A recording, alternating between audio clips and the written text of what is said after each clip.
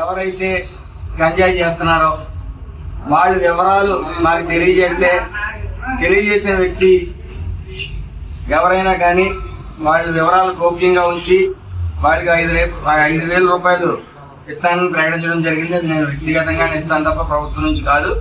అదేవిధంగా నిన్న సాక్షి టీవీ, డప్పు టీవీ, ఆ టీవీ అయితే ఇటువంటి వాటిలో ఉండరు కానీ ఏదేమన్నప్పటికీ వాళ్ళు డప్పు వాళ్ళు కొట్టుకోవడం చూస్తా ఉన్నాం.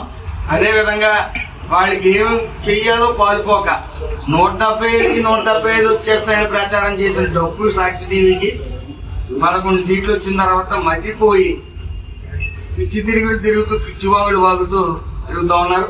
నిన్న గంజాయి చేసేవాడు నా వెనకాల ఉంటూ నా అనుచరుడు అంటూ అతను 175 కేజీలు 200 కేజీలు ఎంతో గంజాయితో పట్టుబడిపోయాడు ఎక్కడ హైదరాబాద్ లో అని చెప్పారు. ఈరోజు చెప్తా ఉన్నాను, అతను గాని వాళ్ళు గాని నా అనుచరుడు పట్టుబడ్డాడని నిరూపించగలిగితే నేను ఈ రోజే మంత్రి పదవికి నా ఎమ్మెల్యే సభ్యత్వానికి కూడా రాజీనామా చేయడానికి నిశ్చితం. మా ప్రభుత్వం ఈ ఎన్డీఏ కూటమి పూర్తిగా కట్టుబడి ఉంది. ఈ గంజాయికి ఎట్టి పరిస్థితుల్లో ఉక్కుపాదంతో తొక్కుతామని. ఖచ్చితంగా ఈ గంజాయిని పెంచిపోసిన వైసీపీ ప్రభుత్వం కుర్రవాడి జీవితాలతో ఆ టైంలో గంజాయి సప్లై చేసి ఈ వైసీపీ నాయకులందరూ కూడా పబ్బం గడిపారు.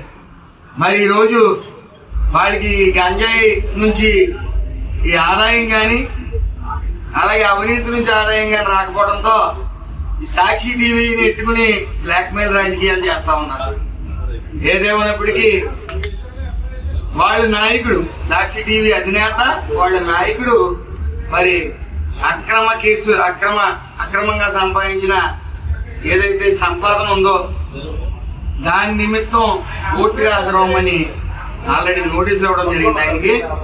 మరి ఆ పనిలో ఉండకుండా వాళ్ళు కష్టపడి ఎదరోళ్ళ మీద దెయ్యాలు వేదాలు వల్లించినట్టు ఎదరోళ్ళ మీద నెపం పడద్దామనే ఇదిలో తిరుగుతా ఉన్నారు. ఏదేమన్నప్పటికీ మేము స్పోర్టివ్ గా తీసుకుంటాం. అలాంటి పత్రికే కాదు, అది డప్పు ఛానల్, డప్పు పేపర్ అని అందరికీ తెలుసు. వాళ్ళు డప్పాలు కొట్టుకోవడానికి పెట్టిన ఛానల్ ఇది. ఏదేమన్నప్పటికీ నిజంగా మీరు వింటా ఉన్నారు, ప్రెస్ వాళ్ళు విన్నారు, సభ్య సమాజం ఉంది. ఎన్డీఏ కూటమి కలిసి వస్తుంటే సింహం సింగిల్ గా వస్తుంది, జగన్ సింగిల్ గా వస్తాడన్నారు. సింగిల్ గా కాదు, ఏకంగా